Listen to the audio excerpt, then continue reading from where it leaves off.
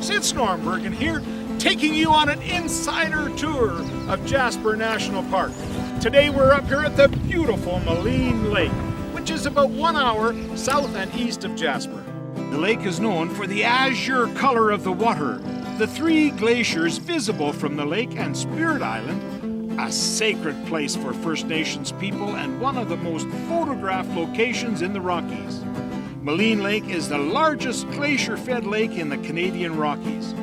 Ringed by ice-capped mountains, the lake is 22 kilometers long, averages 35 meters in depth, and is 97 meters at its deepest point in the south end of the lake. This valley, where the lake lies, was carved by a glacier. In fact, when you look at this north and west side of the lake, it's a moraine left behind by the last glacier that came floating down this valley towards the Athabasca River. Glaciers and runoff are responsible for the color of our water. You see, there's a very, very fine silt that forms in the runoff process and in the glacier melting, and it's called rock flour. And that's a fine silt that washes down from the mountain. And of course, what it does is it absorbs and reflects some light. So when you're looking at a rainbow and you see those colors of the rainbow, the blue, greenish colors are what is reflected back to us from the rock flour. So the more rock flour that's present in the water, the bluer the water is. The Charlton, Unwin, Maligne, and Coronet glaciers are visible from the lake, which is home to rainbow and brook trout.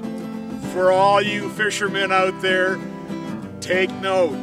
The largest rainbow trout ever caught in the province of Alberta was caught here at Maligne Lake, and he weighed in at just over 20 pounds. Maligne Lake is fed and drained by Maligne River. The river first enters the lake just in behind Mount Unwin here on the south side, and it flows right through here by the moraine, continuing its journey north towards the Athabasca River. I was reminded by my good friend Etienne from Belgium that the Maligne River received its name from a priest from Belgium. During his travels in this area, Father Jan de Smit had an unfortunate encounter with the turbulent river which took his possessions and nearly killed him. He called it Maligne, a French word that means malignant or wicked. The first European to record seeing Maligne Lake was Henry Mcleod, who was a surveyor scouting routes for the Canadian Pacific Railway in 1875. Although he did not identify a way into the lake, word spread about a large turquoise lake high in the mountains between Lake Louise and Jasper. Well known to the first peoples of the area, Maligne Lake was called Shaba Imni, or Beaver Lake, by the Stoney First Nation. As a young boy, Samson Beaver accompanied his father on a trip to Shaba Imni. Years later, in 1907, Samson met Mary Schaefer, a wealthy Quaker from Philadelphia who had heard of and was searching for the legendary lake.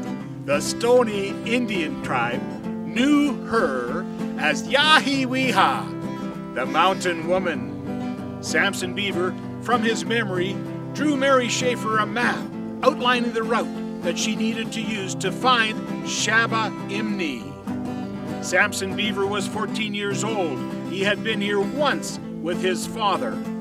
In June of 1908, with her guides Billy Warren and Sid Unwin, her traveling companion Mary Adams, and her dog Mr. Muggins, Schaefer renewed her search for the lake using Samson's map. Frustrated after setbacks and delays, the team was about to leave the area when the guides decided to climb one last mountain peak to look for the lake. And there it was. Schaefer's party then explored the lake using a wooden raft they called the HMS Shaba. At the request of the Geological Survey of Canada, Schaefer returned in 1911 to survey the lakes in more detail, then advocated for its protection. Hearing her concerns, the Canadian government redrew the boundaries to include Maligne Lake in Jasper National Park.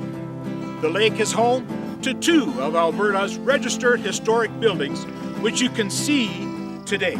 The first is the Maligne Lake Chalet, which was built in 1927 by Jasper guide and outfitter Fred Brewster. as a part of his Rocky Mountain camps. For a time, the Maligne Lake Chalet was the largest, most luxurious accommodation in Jasper National Park. The second historic building is the Boathouse, built by Donald Curley Phillips in 1928 to accommodate his guiding and fishing business.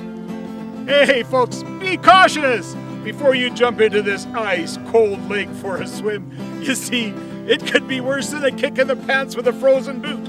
And boots up here can freeze quickly. Stay safe, be well, and I'll see you in the mountain. This land was made for you and me.